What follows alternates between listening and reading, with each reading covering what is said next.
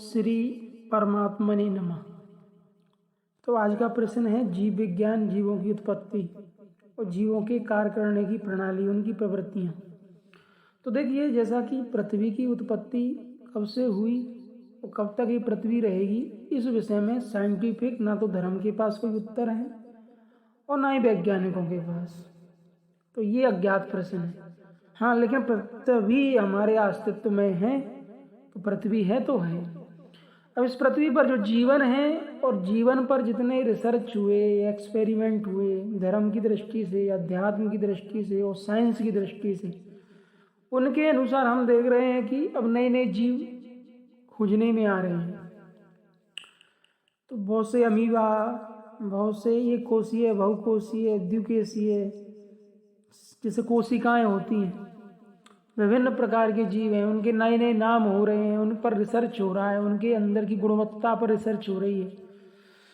तो जीव विज्ञान पर जो साइंटिस्ट काम कर रहे हैं आधुनिक मॉडल और पूरे आधुनिक प्रकरण के द्वारा, तो देखने में आता है कि जितने भी जीव पैदा हो रहे हैं, बहुत से जीव अंडे से होते हैं, बहुत से पिंड रूप में हो जा रहे हैं, बहुत से प्रजनन से हो रहे हैं और बहुत से उद्भिज मिट्टी से पैदा हो रहे हैं। मिट्टी से, धरती से डायरेक्ट जीव पैदा हो जाते हैं। जैसे कहीं तालाब है, पानी रुक गया तो उसमें जीव पैदा हो गए। किसी शरीर है जानवर का, उसमें घाप पड़ गई तो जीव पैदा हो गई। तो कई प्रक्रियाएं हैं जो देखने में आ गई हैं, कुछ प्रक्रियाएं कुछ खोजने में आ गई हैं, कुछ ऐसी प्रक्रियाएं हैं जीवों की उत्पत्ति की जो अज्ञात हैं, अभी खोजने में ही नहीं आई हैं।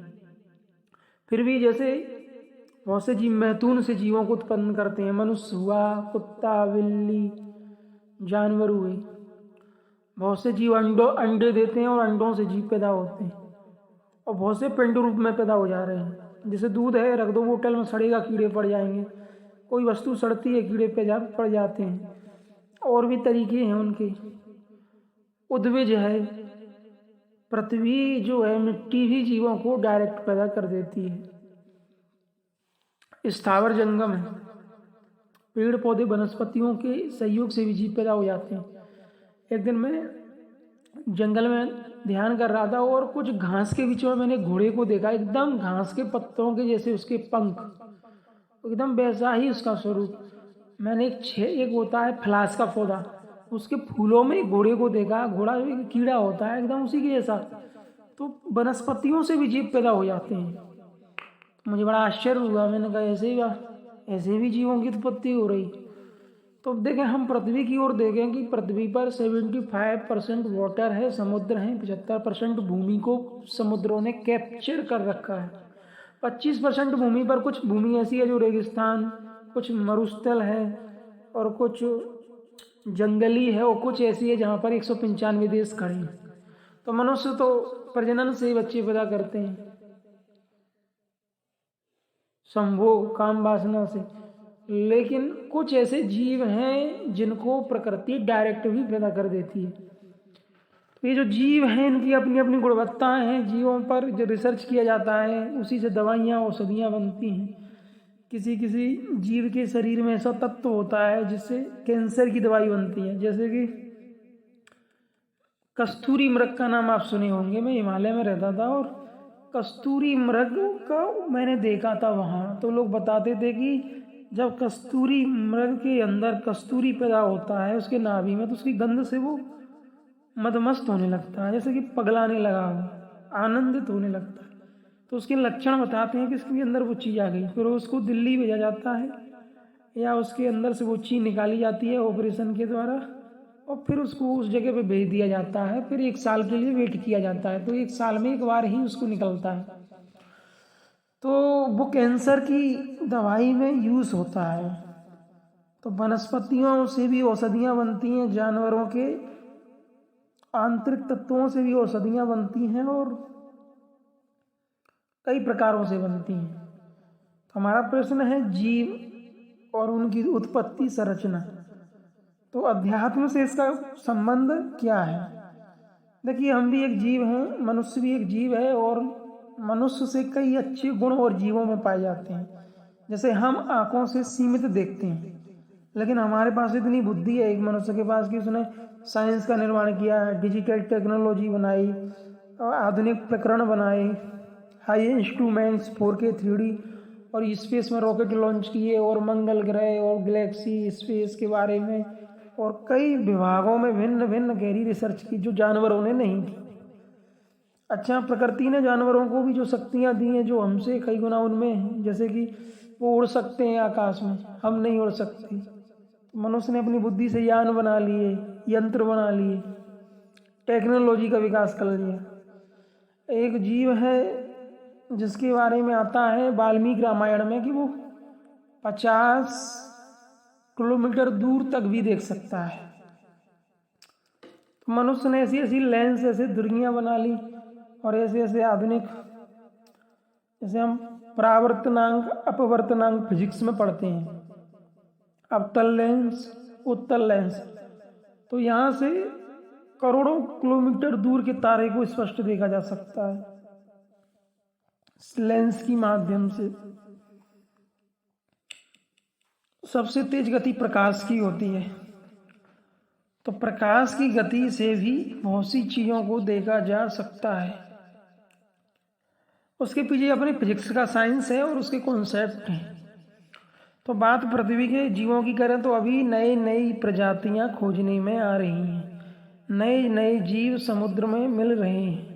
इसका अर्थ ये नहीं है कि वो पहले से नहीं थे, वो पहले से थे, लेकिन हम उनसे अनभिज्ञ थे। मनुष्य जाति जो थी वो अपरिचित थी। धीरे धीरे वनस्पतियाँ खोजने में आ रही हैं, वृक्ष नई नई औषधियाँ आ रही हैं, नए नए जीव अस्तित्व में आ रहे हैं और पुराने जीवों की जो अवशेष मिले हैं उनके आधार पर उनकी कल्पना की गई है, वो आज नहीं है, उनकी प्रजातियाँ लुप्त हो गई।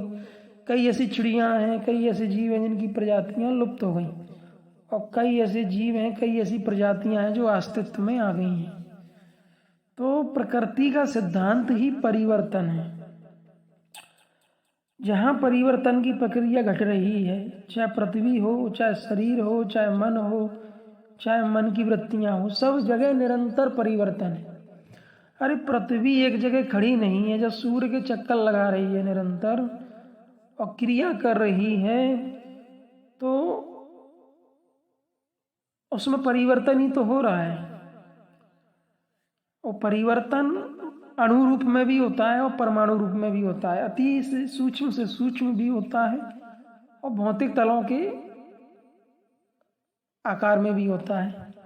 अब जितना विज्ञान आज के डिजिटल युग में विकसित हुआ है और जितने अति सूक्ष्म इंस्ट्रूमेंट आए हैं, जितने भी नई नई मशीन का निर्माण हुआ है, चाहे परख नली में हो, बायोलॉजी, जियोलॉजी और नए जीवों के निरीक्षण परीक्षण की बहुत सूक्ष्म मशीनों का निर्माण हो गया है। तो ये सब चीज़ों के द्वारा वो सब कुछ जानने में आ रहा है। अभी जैसे एक्सरे के लिए एक मशीन आ गई है 3D, आपका एक्सरे इतना ज़बरदस्त लिया जाएगा कि वो एक्सरे के द्वारा आपकी हड्डियां ही नहीं, कोशिकाओं को भी देखा जा सकता है। माइक्रोवेव से तो देखते ही हैं, बट दिल्ली की एम्स हॉस्पिटल में एक मशीन अभी आई है जिसके बारे में हम लोग पढ़ रहे थे कि व्यक्ति के शरीर के नस के अंदर जो ब्लड दौड़ रहा है उसका भी अल्ट्रासाउंड किया जा सकता है, हाई रेट। तो कुछ भी असंभव नहीं है। अमेरिका में एक संस्था काम कर रही है कि लड़के को वो लड़की बना दे रहे हैं, लड़की को लड़का बना दे रहे हैं ऑपरेशन के द्वारा। लोग पुनर्जन्म की बात करते हैं, उन्होंने तुरंत पुनर्जन्म चेंज कर दिया, लड़के को लड़की कर दिया। ये क्या पुनर्जन्म नहीं है? तो प्रकृति में परिवर्तन है और हर चीज को परिवर्तित किया जा सकता है, कुछ चीजों को छोड़ करके। कुछ प्रकृति के ऐसे तत्व हैं जिनको परिवर्तित नहीं किया जा सकता। जैसे जल को हम भाप भी बना दें तो परिवर्तन हो गया, और पुनः उसको हम आइस बना दें परिवर्तन हो गया, उसको हम लिक्विड बना दें परिवर्तन हो गया, उसको हम नॉर्मल डिस्टिक वाटर बना दें। बहुत सी थेरेपी आ गई है। पहले तो एलोपैथी, येलोपैथी, थर्मापैथी, इलेक्ट्रोनोपैथी और अब तो यूनानी पैथी और रासायनिक आयुर्वेद, न जाने कितनी वेब सीरीज आ गई हैं। तो जीवों का जो विज्ञान है और जीवों के बारे में हम लोग डिस्कशन कर रहे हैं कि मनुष्य एक ऐसा जीव है पृथ्वी का जो सबसे ज़्यादा प्रज्ञा संपन्न है, बुद्धिजीवी, जिसने हर विभाग में काफ़ी हद तक ऊंचाइयों को छुआ है, चाहे वो खगोल विज्ञान हो, भूगोल हो, रसायन हो, कृषि हो, भौतिकी हो, रसायन हो, फिजिक्स हो, मेटाफिजिक्स हो, या मनोविज्ञान हो, इनर स्पेस, इनर इंजीनियरिंग, हर विभाग में जितना रिसर्च, एक्सपेरिमेंट, अनुसंधान मनुष्य ने किए उतना जानवरों ने नहीं किए हैं। इसलिए हम मनुष्य को श्रेष्ठ जानवर मानते हैं कि ये सभी जानवरों का, सभी जीवों का राजा है। क्यों राजा है? कि ये एक ऐसा जानवर है जो काफ़ी बुद्धिजीवी और प्रबुद्ध जानवर है तो जानवर ही, लेकिन जानवरों का राजा है, इसलिए इसको आदि मानव कह दिया कि ये आदि मानव है और आदि जानवर है और वेरी डेंजरस भी है। जैसे कि रूस यूक्रेन में देखने को मिला कि मनुष्य ने कितना अत्याचार किया, और 84 लाख योनियों में तो लोग करते ही हैं, और जानवर और जीव, लेकिन इसने भी करके ये दिखाया कि ये भी जानवर है। और मनुष्य ने अच्छे काम करके ये भी दिखाया कि ये बहुत ज्ञानी, विद्वान और प्रबुद्ध भी है। और मनुष्य को महापुरुष भी कह देते हैं जब वो मनुष्य महामानव हो जाता है, महान कर्म करके आत्मा को जान लेता है, तब उस मनुष्य को मानव कह देते हैं, महापुरुष, प्रबुद्ध, प्रज्ञा संपन्न, तथागत, महात्मा, संत। और वही मनुष्य जब मांस खाता है, शराब पीता है और निर्मम हत्याएं करता है, क्रूर होता है, तब वो जानवर होता है। प्रवृत्तियां हैं, कोई मनुष्य पशुवत है, पशु की जैसी वृत्ति से जी रहा है, कोई मनुष्य थोड़ा अच्छे से जी रहा है, कोई राजा राजसी वृत्ति से जी रहा है, राजा बन के, कोई दरिद्र बन के जी रहा है, कोई भिखमंगा बन के जी रहा है। तो तमाम तरीके हैं अपने, कोई महापुरुष बन के जीवन को जी रहा है। तो जितने जीव जगत हैं उनकी संरचना, उनके घटक, उनके गुणधर्म, उनकी विशेषताएं, उनकी एक्टिविटीज, उनके इमोशंस, उनकी कैपेसिटीज, उनके स्ट्रक्चर्स, सब पर विज्ञान ने साइंटिफिक रिसर्च, एक्सपेरिमेंट किए और सब के बारे में बताया। जैसे हम पढ़ते हैं बायोलॉजी, जीव विज्ञान, तो जीवों में बहुत से डेंजरस जीव होते हैं, उनसे सावधान रहना चाहिए। और जंगल में जाने से पहले लट वट या कोई गाड़ी में सेफ होके जाना चाहिए, वो अटैक कर देते हैं। बहुत से जीव पागल होने पर अटैक कर देते हैं। एक साधु हिमालय में ध्यान कर रहा था और वो बहुत निर्भय था और एक भालू की गुफा में घुस गया, उसको भालू खा गया। ये हम न्यूज में देख रहे थे। और एक साधु और था जिसके बारे में आया है न्यूज में कि वो उसको हाथियों ने मार डाला। वो हाथियों के झुंड के बीच से निकल रहा था, हाथियों ने अटैक कर दिया। तो हाथी मेरा साथी, हाथी होते ही हैं जड़ स्वभाव के, उनको छेड़ना नहीं चाहिए वो जीवों को। ततैया के छत्ते में उंगली डालोगे तो वो तो काटेंगे ही, तो किसी जीव को नहीं छेड़ना चाहिए। बालक बर्रे एक स्वभाव, बालक और बर्र का स्वभाव एक जैसा होता है। किसी को खोदो, चिड़ो, उकसाओ मत, सबको शांति से जीने दो। तो जीवों के बारे में बहुत ज़्यादा हमें नहीं जानना है, कितना जानोगे, और उसके लिए अलग से वैज्ञानिक काम कर रहे हैं, वो जाने और थ्योरियाँ दें। हमें तो स्वयं को जानना है, शांति पाना है और अपने जीवन को पवित्रता से जीना है, उसके लिए ध्यान करना है। और बुद्ध महावीर के सिद्धांत जो उन्होंने बताए थे, जो हमें अनुकूल लगते हैं, सुटेबल, उनको एक्सेप्ट करना है। क्योंकि प्रकृति परिवर्तनशील है, तो सब कुछ परिवर्तनशील है। सिद्धांत भी बदलते हैं, धर्मशास्त्र भी बदलते हैं, लिखने वाले भी बदलते हैं और सुनने वाले भी बदल जाते हैं। सब जगह चेंजिंग ही चेंजिंग है, इसलिए स्थायी सिद्धांत नहीं दिए जा सकते किसी भी प्रकृति के बारे में। प्रकृति नेचुरल, निरंतर उसमें चेंजिंग होता है। आपके शरीर में चेंजिंग हो रहा है, आपके विचारों में चेंजिंग हो रहा है, किताबों में भी कॉपीराइट चेंजिंग हो रहा है। सब कुछ परिवर्तनशील है जो अस्तित्व में है। कुछ तत्व हैं जो नहीं चेंज होते। आज जो आम का फल है कच्चा, हम उसके गुण धर्म और घटक संरचना बताते हैं, ये खट्टा है, ये कच्चा है, ये हरे रंग का है। कल वो पक जाता है तो उसकी सारी गुण धर्म, उसके तत्व सब चेंज हो जाते हैं। आज गैया दूध दे रही है, उसके विटामिनों का निरीक्षण हम करते हैं पूरा साइंटिफिक, और कल उस गैया को अच्छी चीज़ें खिला दें पिला दें तो दूध में चेंजिंग हो जाएगा, तत्वों में परिवर्तन होगा, विटामिन चेंज हो जाएंगे। तो ऐसे आदमी बदलता है, क्षण क्षण में वृत्तियाँ भी बदलती हैं, इमोशन भी बदलते हैं, सब कुछ परिवर्तनशील है। और इस सिस्टम को समझ करके जो व्यक्ति आज सही है कल वो गलत हो जाता है, जो कल गलत है वो आज सही हो जाता है।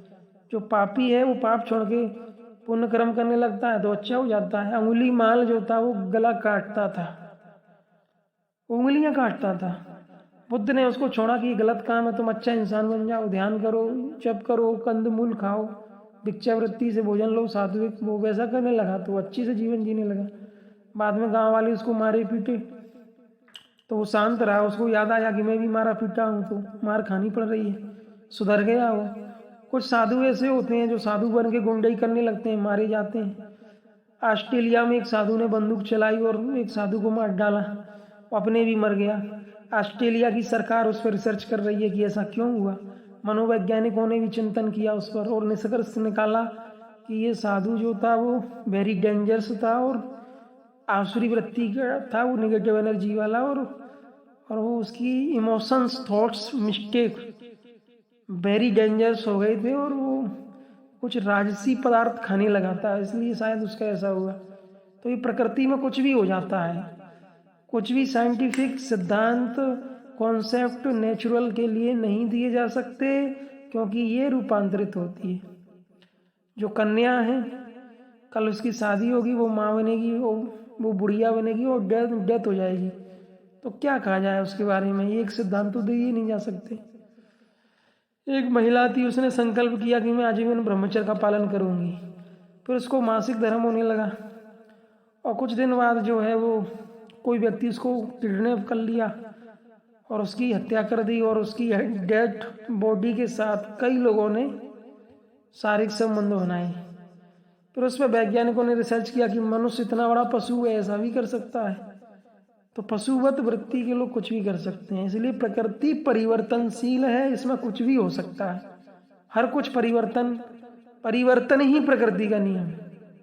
और जो नहीं परिवर्तित होता वो पुरुष है, वो दृष्टा है, वो चैतन्य है, जिसे भगवान आदि शंकराचार्य ने कहा ब्रह्म। ओम श्री परमात्मने नमः। ओम श्री परमात्मने नमः। तो आज का प्रश्न है जीव विज्ञान, जीवों की उत्पत्ति और जीवों के कार्य करने की प्रणाली, उनकी प्रवृत्तियाँ। तो देखिए, जैसा कि पृथ्वी की उत्पत्ति कब से हुई और कब तक ये पृथ्वी रहेगी, इस विषय में साइंटिफिक ना तो धर्म के पास कोई उत्तर है और ना ही वैज्ञानिकों के पास, तो ये अज्ञात प्रश्न है। हाँ, लेकिन पृथ्वी हमारे अस्तित्व में है, तो पृथ्वी है तो है। अब इस पृथ्वी पर जो जीवन है और जीवन पर जितने रिसर्च हुए, एक्सपेरिमेंट हुए, धर्म की दृष्टि से, अध्यात्म की दृष्टि से और साइंस की दृष्टि से, उनके अनुसार हम देख रहे हैं कि अब नए नए जीव खोजने में आ रहे हैं। तो बहुत से अमीबा, बहुत से एक कोशीय, बहुकोशीय, द्विकोशीय, जैसे कोशिकाएं होती हैं, विभिन्न प्रकार के जीव हैं, उनके नए नए नाम हो रहे हैं, उन पर रिसर्च हो रहा है, उनके अंदर की गुणवत्ता पर रिसर्च हो रही है। तो जीव विज्ञान पर जो साइंटिस्ट काम कर रहे हैं आधुनिक मॉडल और पूरे आधुनिक प्रकरण के द्वारा, तो देखने में आता है कि जितने भी जीव पैदा हो रहे हैं, बहुत से जीव अंडे से होते हैं, बहुत से पिंड रूप में हो जा रहे हैं, बहुत से प्रजनन से हो रहे हैं और बहुत से उद्भिज मिट्टी से पैदा हो रहे हैं। मिट्टी से, धरती से डायरेक्ट जीव पैदा हो जाते हैं। जैसे कहीं तालाब है, पानी रुक गया तो उसमें जीव पैदा हो गए। किसी शरीर है जानवर का, उसमें घाप पड़ गई तो जीव पैदा हो गई। तो कई प्रक्रियाएं हैं जो देखने में आ गई हैं, कुछ प्रक्रियाएं कुछ खोजने में आ गई हैं, कुछ ऐसी प्रक्रियाएं हैं जीवों की उत्पत्ति की जो अज्ञात हैं, अभी खोजने में ही नहीं आई हैं। फिर भी जैसे बहुत से जीव मैथुन से जीवों को उत्पन्न करते हैं, मनुष्य हुआ, कुत्ता, बिल्ली, जानवर हुए। बहुत से जीव अंडे देते हैं और अंडों से जीव पैदा होते हैं और बहुत से पिंड रूप में पैदा हो जा रहे हैं। जैसे दूध है, रख दो बोतल में, सड़ेगा, कीड़े पड़ जाएंगे। कोई वस्तु सड़ती है, कीड़े पे पड़ जाते हैं। और भी तरीके हैं उनके। उद्भिज है, पृथ्वी जो है मिट्टी भी जीवों को डायरेक्ट पैदा कर देती है। स्थावर जंगम है, पेड़ पौधे वनस्पतियों के सहयोग से भी जीव पैदा हो जाते हैं। एक दिन मैं जंगल में ध्यान कर रहा था और कुछ घास के बीच में मैंने घोड़े को देखा, एकदम घास के पत्तों के जैसे उसके पंख, एकदम वैसा ही उसका स्वरूप। मैंने एक होता है फ्लास का पौधा, उसके फूलों में घोड़े को देखा, घोड़ा एक कीड़ा होता है एकदम उसी के जैसा। तो वनस्पतियों से भी जीव पैदा हो जाते हैं। मुझे बड़ा आश्चर्य हुआ, मैंने कहा ऐसे भी जीवों की उत्पत्ति हो रही। तो देखें, हम पृथ्वी की ओर देखें कि पृथ्वी पर 75% वाटर है, समुद्र हैं, 75% भूमि को समुद्रों ने कैप्चर कर रखा है। 25% भूमि पर कुछ भूमि ऐसी है जो रेगिस्तान, कुछ मरुस्थल है और कुछ जंगली है और कुछ ऐसी है जहाँ पर 195 देश खड़े हैं। तो मनुष्य तो प्रजनन से बच्चे पैदा करते हैं, संभोग काम वासना से, लेकिन कुछ ऐसे जीव हैं जिनको प्रकृति डायरेक्ट भी पैदा कर देती है। तो ये जो जीव हैं इनकी अपनी अपनी गुणवत्ताएं हैं। जीवों पर जो रिसर्च किया जाता है उसी से दवाइयाँ औषधियाँ बनती हैं। किसी किसी जीव के शरीर में ऐसा तत्व होता है जिससे कैंसर की दवाई बनती है, जैसे कि